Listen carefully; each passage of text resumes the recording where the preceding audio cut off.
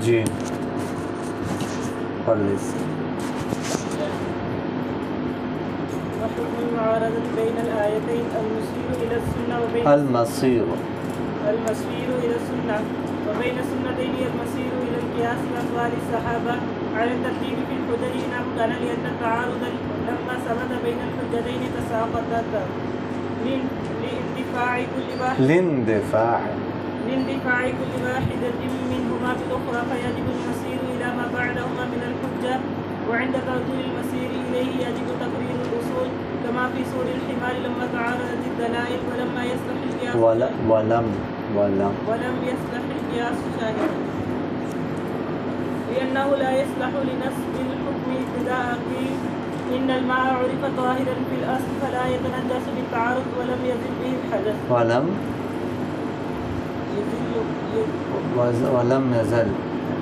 يزل به الحدث فوجب ضم التيمم إليه وسمي مشروطا وما إذا وقع التعارض بين القياسين لم يسقطا بالتعارض ليجب العمل بالحال بل يعمل المجتهد بيده ما شاء بشهادة قلب لأن القياس حجة يعمل به أصاب المجتهد الحق به واختار فكان العمل بأحدهما وهو حجة اطمأن قلبه إليها بنور الفراسة أولى من العمل بالحال ثم التعارض إنما يتحقق بين الحجتين بإيجاب كل واحد منهما ضد ما يوجب الأخرى في وقت واحد في محل واحد مع تساويهما في الكفة. جی بسم اللہ الرحمن الرحیم اللهم صل علی محمد النبی الأمی وعلی آلہ وسلم تسلیم۔ تو کیا ہو گیا؟ فوراً کوئی جھٹکا دیتا ہے۔ حکم المعارضہ، اور معارضہ کا حکم بین الآیتین، دو آیتوں کے درمیان۔ المصیر لوٹنا اور جانا ہوتا ہے الی السنت، سنت کی طرف، وبین السنتین اور دو سنتوں کی طرف جانا ہوتا ہے قیاس کی طرف اور اقوال صحابہ کی طرف، ترتیب پر دلیلوں میں حجتوں میں اگر ممکن ہو۔ اس لیے کہ تعارض جو ہے جب ثابت ہو جائے دو حجتوں کے درمیان تو دونوں حجتیں ساقط ہو جاتی ہیں، ان میں سے ہر ایک کا جو ہے نا دفاع کرنا دوسری کے ساتھ۔ فرماتے فیجب المصیر، لہذا واجب ہوگا جانا الی ما بعدہما، ان کی ما بعد کی طرف حجتوں میں سے، وعند تعذر المصیر الیہ، اور اس کی طرف جب جانا مشکل ہو تو یجب تقریر الاصول، تو تقریر الاصول یعنی ہر چیز کو اپنے اصل پر رکھنا یہ واجب ہوگا۔ کما فی سور الحمار، جیسے کہ گدھے کے جھوٹے کے بارے میں جب دلائل متعارض ہو گئے اور قیاس بھی گواہ بننے کی صلاحیت نہیں رکھتا، اس لیے کہ وہ صلاحیت نہیں رکھتا حکم کو کھڑے کرنے کی ابتداء، قائم کرنے کی ابتداء۔ قیل کہا گیا کہ پانی عرف طاہرا فی الاصل، طاہر معروف ہے اصل، بس نہیں نجس ہوگا تعارض کے ساتھ، اور نہ اس کے ساتھ حدث ظاہر ہوگا، بس اس کی طرف تیمم ملانا واجب ہو جائے، اس کا نام رکھا گیا مشکوک۔ اور بہرحال جب واقع ہوئے تعارض دو قیاسوں کے درمیان تو نہیں دونوں ساقط ہوئے تعارض کی وجہ سے، تاکہ عمل واجب ہو جائے استصحاب حال پر، بلکہ مجتہد عمل کرے گا ان میں سے جو بھی چاہے گا، جس کے ساتھ بھی اپنے دل کی گواہی کے ساتھ، اس لیے کہ یہ قیاس حجت ہے، اس پر عمل کیا جاتا ہے، چاہے مجتہد مصیب ہو، حق تک پہنچے یا خطا کرے، بس عمل ان میں سے ایک کے ساتھ، اس حال میں کہ وہ حجت اور دل اس پر مطمئن ہو، ٹھیک ہے، فراست کی نور کے ساتھ، زیادہ اولا ہے استصحاب حال پر عمل کرنے سے۔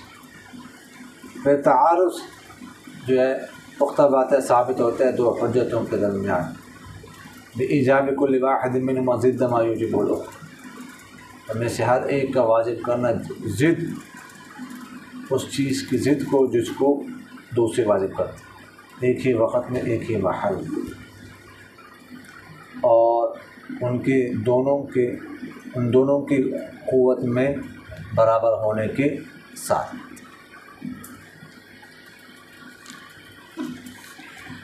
اچھا جی، ہم نے پچھلے سبق میں معارضہ کی تعریف پڑھی، وحکم المعارضہ بین الآیتین۔ اب یہاں سے مصنف رحمہ اللہ معارضہ کا حکم شروع کرنے لگے۔ رکن اور شرط کو بعد میں ذکر کریں گے، چونکہ مقصود حکم ہوتا ہے اس لیے حکم کو پہلے ذکر کرنے لگے۔ تو فرماتے ہیں کہ معارضہ کا حکم یہ ہے کہ جب معارضہ واقع ہو جائے دو آیتوں کے درمیان تو سنت کی طرف جایا جائے، اور اگر سنتوں کے درمیان واقع ہو جائے تو قیاس کی طرف، اقوال صحابہ کی طرف جایا جائے گا، ترتیب کے مطابق حجتوں میں جس طرح ممکن۔ اچھا، اب یہاں پر مصنف رحمہ اللہ نے فرمایا بین السنتین، اور دو سنتوں کے درمیان معارضہ ہو تو المصیر الی القیاس و اقوال صحابہ، تو جایا جائے گا قیاس کی طرف، اقوال صحابہ کی طرف۔ تو یہاں مصنف رحمہ اللہ کے صنیع سے، ان کے انداز سے یہ معلوم ہو رہا ہے کہ قیاس مقدم ہے اقوال صحابہ پر، قول صحابی پر۔ سمجھ آئے کہ قیاس کو پہلے ذکر کیا اور اقوال صحابہ کو بعد میں ذکر کیا، لیکن اس کا جواب یہ ہے کہ ایسی بات نہیں ہے۔ یہاں پر واو لائے ہیں، واو مطلق جمع کے لیے آتا ہے، ترتیب کے لیے نہیں آتا، یہ آپ لوگوں نے پڑھا ہے، اس لیے صاحب منار نے واو کے بجائے او کو ذکر کیا ہے، تو مطلق جمع کے لیے ہے، ترتیب کے لیے نہیں۔ سمجھ آگے کہ نہیں ہے؟ اب ان میں سے کون سا مقدم ہے، قیاس مقدم ہے یا قول صحابی، اس حوالے سے اختلاف ہے۔ امام کرخی رحمہ اللہ فرماتے ہیں کہ قول صحابی ہر حال میں قیاس پر مقدم ہے، جبکہ بعض حضرات فرماتے ہیں کہ قیاس ہر حال میں قول صحابی پر مقدم ہے، جبکہ بعض حضرات نے فرق کیا ہے، وہ فرماتے ہیں کہ اگر تو قول صحابی غیر مدرک بالقیاس ہو، ٹھیک ہے، تو اس وقت قول صحابی مقدم ہوگا قیاس پر، اور اگر غیر مدرک بالقیاس نہ ہو پھر کیا ہوگا، قیاس مقدم ہوگا قول صحابی پر۔ سمجھ آگے کہ نہیں آئی؟ تو بعض حضرات نے جو ہے نا یہ فرق کیا ہے۔ تو فرماتے ہیں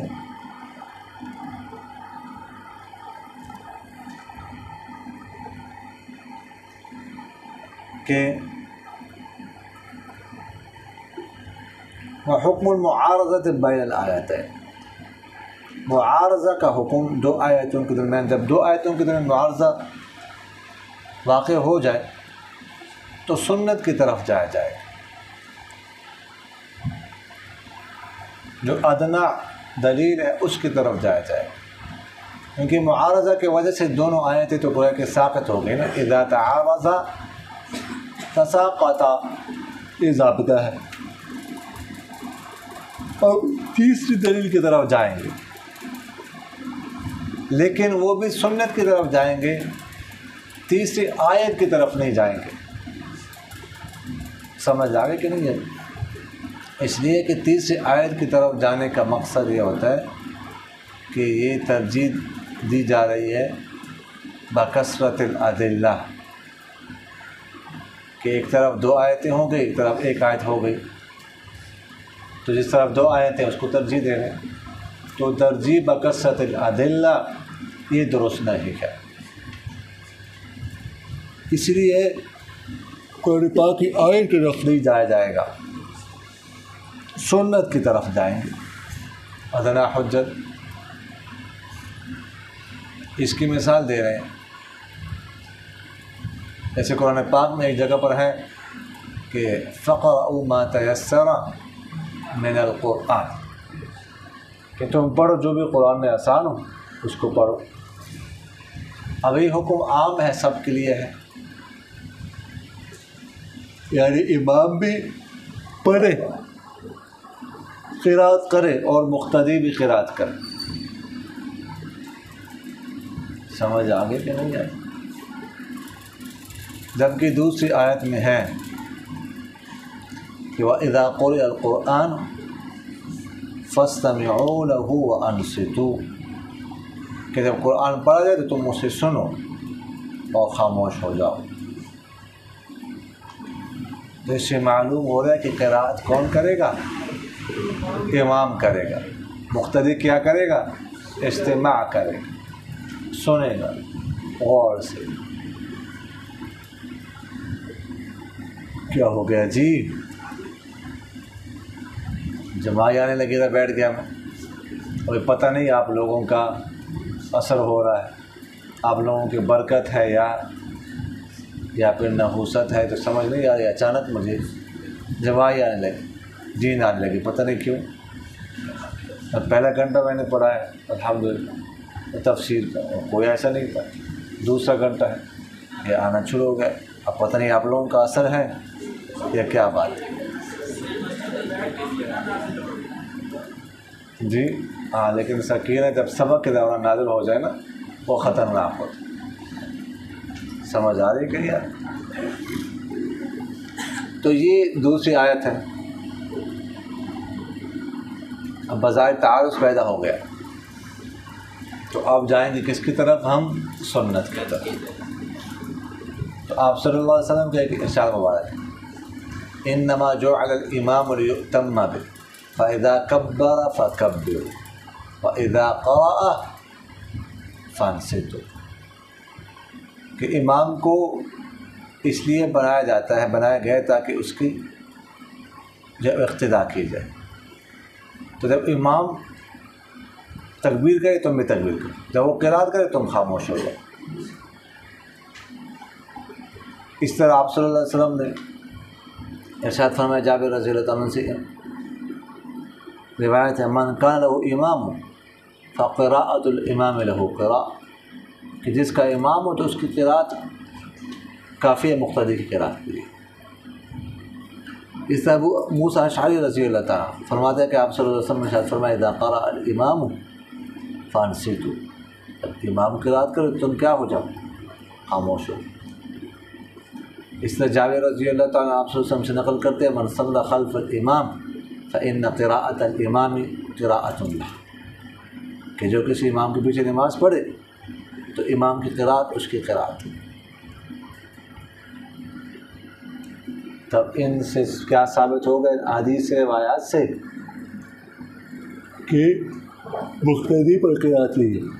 قراءت صرف امام پر ہے، مقتدی کیا کرے گا؟ سنے گا خاموشی سے۔ سمجھا؟ فرماتے ہیں بین السنتین المصیر الی القیاس، اگر دو سنتوں کے درمیان معارضہ پیش آ جائے تو قیاس کی طرف جایا جائے۔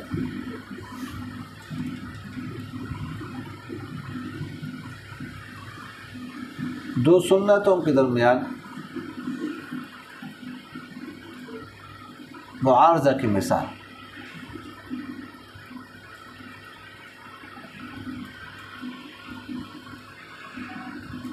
جیسے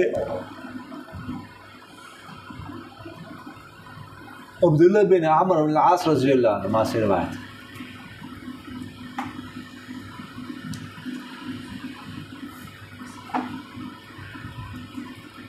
کہ آپ صلی اللہ علیہ وسلم نے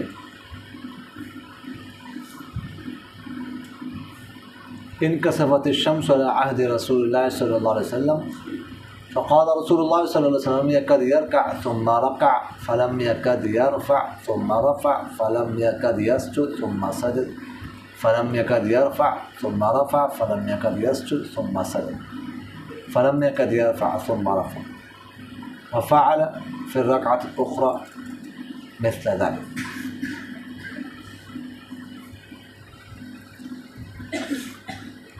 کہ آپ صلی اللہ علیہ وسلم کے زمانے میں سورج گرہن ہو گیا، آپ صلی اللہ علیہ وسلم نے نماز پڑھائی،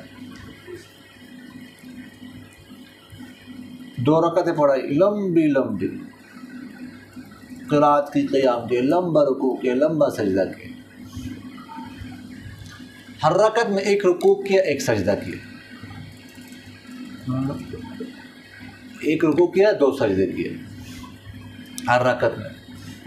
اس سے معلوم ہو رہا ہے کہ 1 رکعت میں 1 ہی رکوع ہوا، 2 سجدے ہو.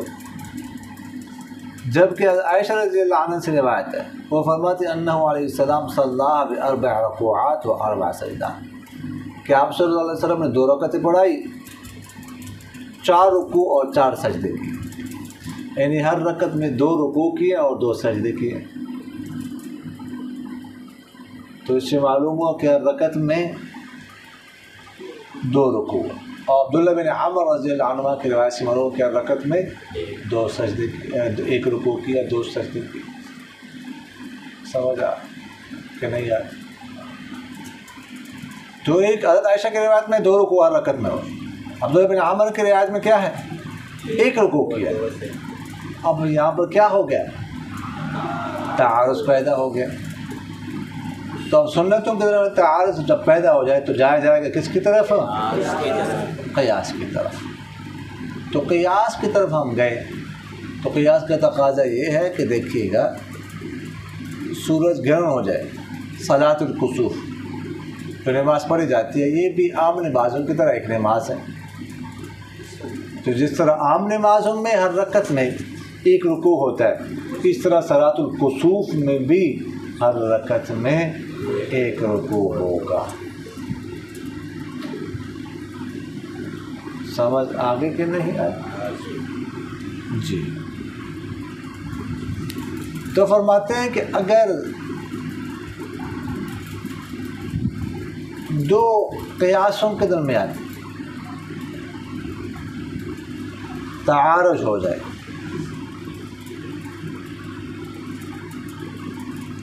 تو پھر جایا جائے گا استصحاب حال کی طرف،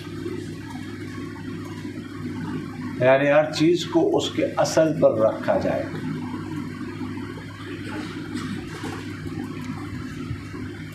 قیاسوں کو سے قطع نظر اصل چیز کا کیا حکم ہے، وہ حکم اس پر لاگو کیا جائے گا.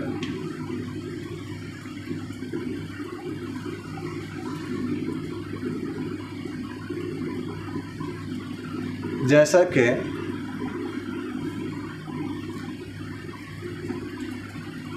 گدھے کا جوتا، اس کے بارے میں آپ صلی اللہ علیہ وسلم سے سوال کیا کہ روایت میں کہ گدھے کے جوتے کا کیا حکم ہے، تو آپ نے فرمایا کہ پاک ہے. لیکن آپ صلی اللہ علیہ وسلم نے گدھے کا گوشت حرام قرار دے دیا ہے.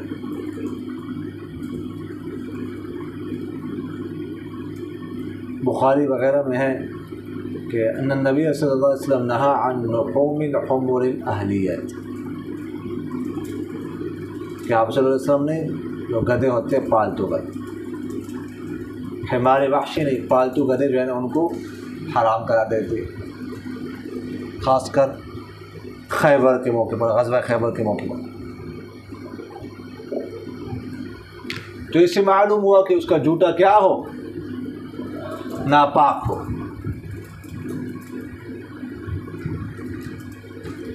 سمجھ آ رہی کہ نہیں آ رہی؟ اقوال صحابہ میں بھی تعارض ہے. عبداللہ بن عمر رضی اللہ عنہ فرماتے تھے کہ گدھے کا جوتا ناپاک ہے، جبکہ عبداللہ بن عباس رضی اللہ عنہ فرماتے تھے کہ گدھا بھی کیا کھاتا ہے؟ گھاس کھاتا ہے۔ لہٰذا جس طرح اور جانور، گائے، بکری، اونٹ وغیرہ مأکول اللحم جانور ہیں، ان کا جوتا پاک ہے، گھاس کھاتے ہیں، تو ان کا جوتا بھی کیا ہونا چاہیے؟ گدھے کا جوتا بھی کیا ہونا چاہیے؟ پاک ہونا چاہیے۔ حمار گول کے جوتے کے بارے میں قیاس میں بھی کیا ہے؟ تعارض۔ اگر اس کا جوتا قیاس کیا جائے اس کے پسینے پر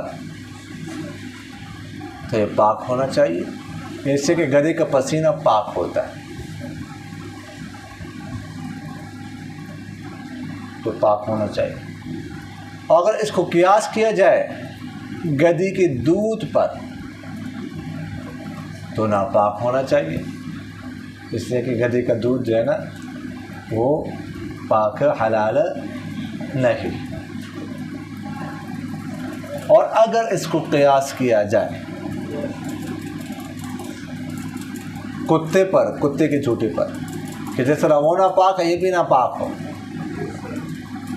تو یہ بھی درست نہیں ہے، جس سے کہ گدھے میں ضرورت زیادہ ہے اور کتے میں ضرورت اتنی نہیں ہے۔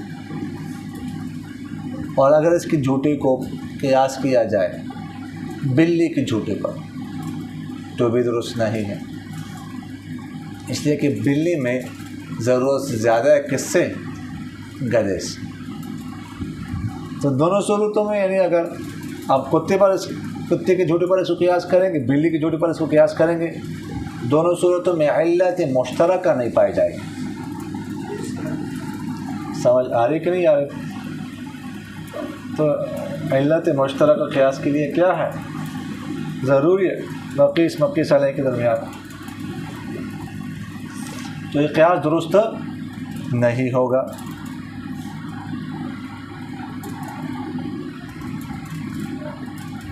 سمجھ آگے کہ نہیں آئی؟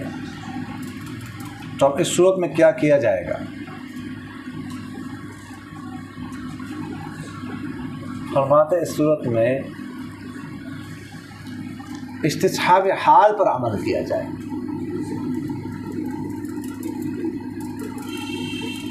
تو پانی کا اصل حکم کیا ہے؟ کہ وہ پاک ہو۔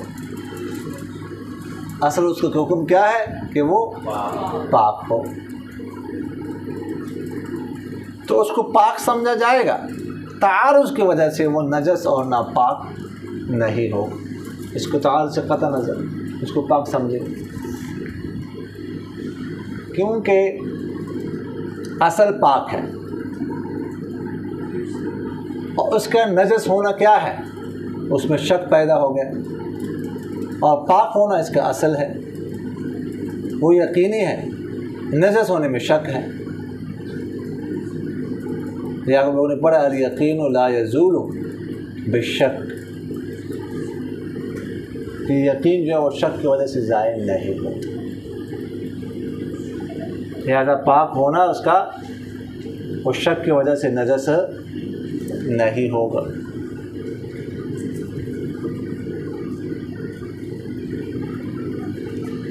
لہذا اس سے وضو کیا جائے گا، اگر کوئی اور پانی ہو تو پھر تو استعمال کیا جائے گا، کوئی اور پانی نہ ہو تو پھر اسی کو استعمال کیا جائے گا، اور پانی اگر نہیں ہے۔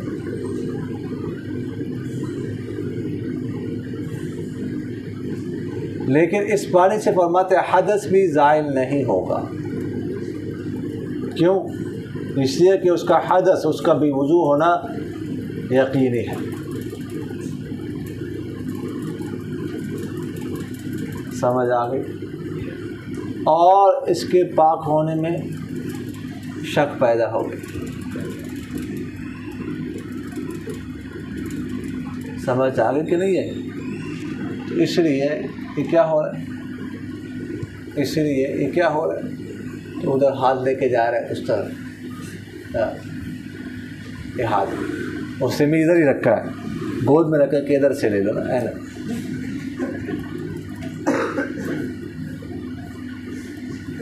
تو اور ساری شاید ہاتھ لگی جا رہا ہے کہ بڑھا رہا ہے بڑھا رہا ہے بڑھا رہا ہے.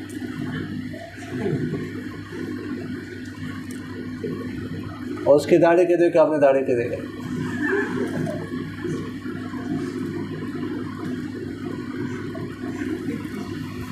تو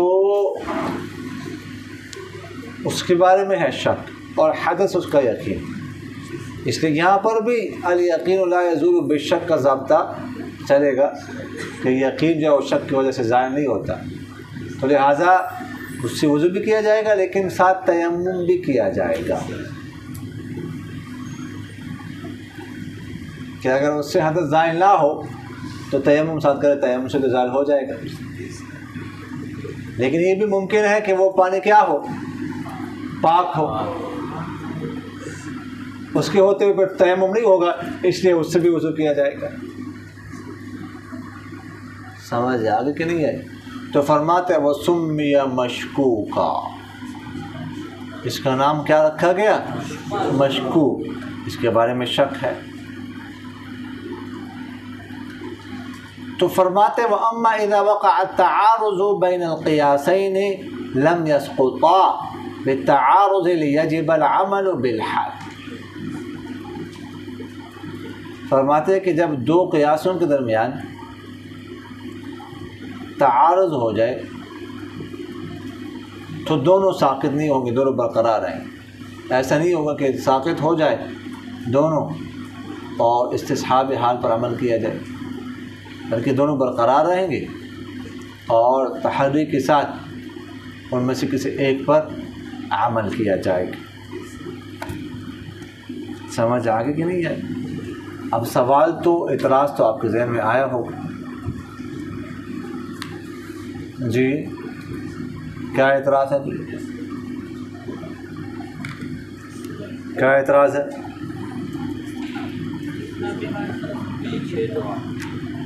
بتاؤ بتاؤ. عاجزی کر رہے ہیں آپ لوگ, عاجزی کر رہے ہیں. عاجزی نہ کرو, کسر نفس نہ کرو. بتاؤ آپ لوگ کہیں نظر نہ آنا چاہیے. بتاؤ بتاؤ جی بتاؤ.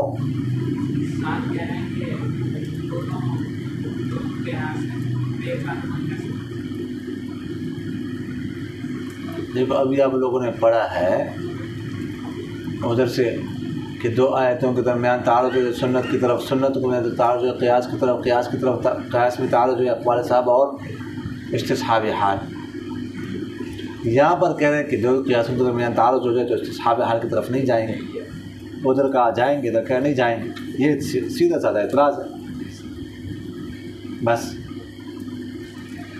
تو اس کا جواب یہ ہے کہ جناب والا جب معارضہ اوپر سے آ رہا, آیتین, سنتین, قیاسین وغیرہ اقوال صحابہ وغیرہ ذالک کا, پھر تو استصحاب حال کی طرف جائیں گے آپ,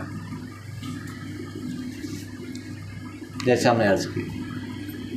لیکن اگر معارضہ اوپر سے نہ آ رہا, قیاس سنتین اقوال صحابہ سے نہ آ رہا, بلکہ سنت آیتین ہوئی نہ, سنتین اس مسئلے کے بارے میں ہو ہی نہ, اقوال صحابہ ہو ہی نہ, صرف قیاس ہو, قیاس آپس میں متعارض ہو, تو اس صورت میں پھر حکم یہ ہے کہ استصحاب حال کی طرف نہیں جایا جائے گا. یہ مسئلے میں فرق سمجھ آ گیا نا. اوپر سے معارضہ آ رہا ہو پھر جائیں گے استصحاب حال کی طرف, اوپر سے نہ ہو, ہے نہیں یہ سارے حجتیں, صرف قیاس ہی ہے اور قیاس بھی دو متعارض ہے, تو اس صورت میں استصحاب حال کی طرف نہیں جائیں گے. اس لیے کہ آپ لوگوں نے یہ پڑھا ہے پہلے کہ استصحاب حال جو ہے حجت نہیں ہے ہمارے ہاں. تو جب دو قیاسوں کے درمیان معارضہ ہو جائے تو آگے تو کوئی حجت نہیں کہ جس کی طرف ہم جائیں. سمجھ آ رہی کہ نہیں آ رہی؟ حجت تو ہے نہیں جس کی طرف ہم جائیں, تو کیا کریں گے اب یہ ساقط نہیں ہوں گے دونوں. معارضہ کی وجہ سے تعارض کی وجہ سے ساقط نہیں ہوں. اب دونوں میں تحری کی جائے گی, غور و فکر کیا جائے گا, جس پر اطمینان ہو ٹھیک ہے, جس پر دل گواہی دے اس کو ترجیح دی جائے گی۔ اب مثال کے طور پر کسی کے پاس 2 کپڑے ہیں، 2، اب وہ اس ایک کے بارے میں یہ ہے اس کو کہ ان میں سے ایک کپڑا جوڑا جو ہے نا، 2 جوڑے، ایک جوڑا کیا ہے وہ نجس ہے، پاک نہیں ہے، لیکن یہ پتہ نہیں کون سا جوڑا نجس ہے، یہ ابھی پتہ نہیں۔ تو اب ایسا نہیں ہوگا کہ وہ دونوں جو ہے نا کپڑے سائڈ پہ کر کے مجرد ہو کر ننگے ہو کر نماز پڑھ، سمجھ آ رہی کہ ایسا نہیں ہو، بلکہ آپ تحری کریں کہ ان میں سے کون سا کپڑا پاک ہے، کون سا کپڑا ناپاک ہے۔ جس طرف دل جائے، دل مطمئن ہو جائے جس کپڑے کے بارے میں کہ یہ پاک ہے یہ ناپاک ہے، اس میں نماز پڑھے بس۔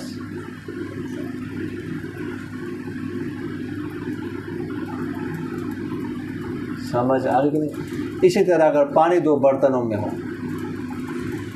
ٹھیک ہے، اس کے بارے میں بھی یہی حکم۔ سمجھ آ رہی کہ نہیں آ رہی؟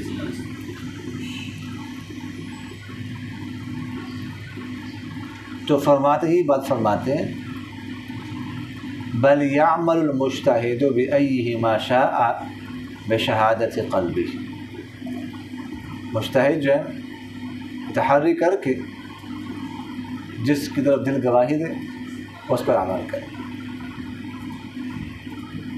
لیکن تحری کر۔ لیکن امام شافعی رحمہ اللہ فرماتے ہیں کہ تحری غور و فکر کی بھی ضرورت نہیں۔